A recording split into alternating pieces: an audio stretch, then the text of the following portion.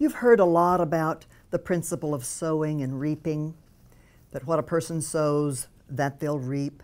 And we think about that in many different contexts. But I want to show you something today that is really very encouraging. It's empowering to us. It's in the Gospel of Luke in chapter 6, just verses 37 and 38. Let me read them for you.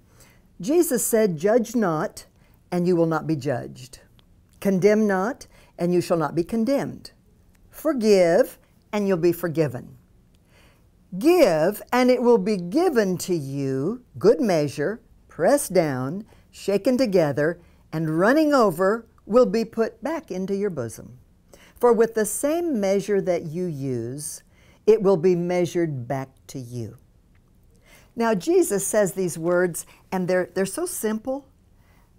When we allow the simplicity of these truths to come to us, what we discover is that there's a principle that God has set in motion that is the principle of sowing and reaping. Some might call it the principle of reciprocity, that what you give out is what comes back to you. But my friend, that's not a secular law, that's a God law. So whatever you want to come to you in your life, that's what you give out in faith and with the understanding that it is God who set this in motion. Why is this important?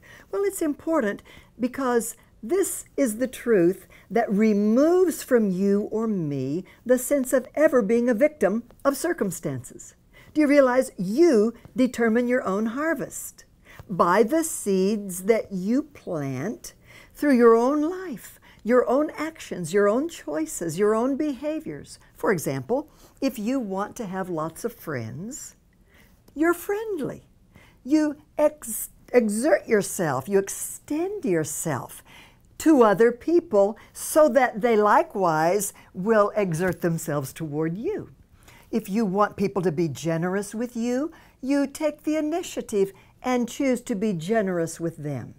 If you want to be understood when you're going through problems, you don't want to just be criticized. You want people to care with you and bear with you.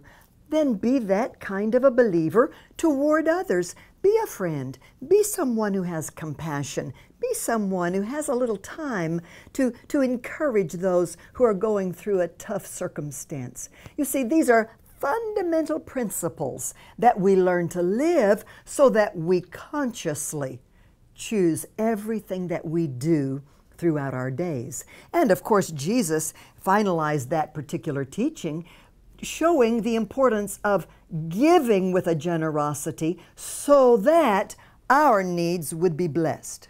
Think about this. And I tell this to pastors all over the world. God doesn't have money. What God has is people. So God uses people to bless us financially. God uses people to bless you financially. So how do we begin that blessing process? We're generous in our giving. This ministry is all about giving. And then everything that we do is because other Christians just like you give and respond to our generosity by giving so that others might receive the same good news that we walk in. So, my friend, you're not a victim of any circumstance. You determine your harvest. Don't take on the harvest of somebody else's seed. You plant your own seed and reap your own harvest.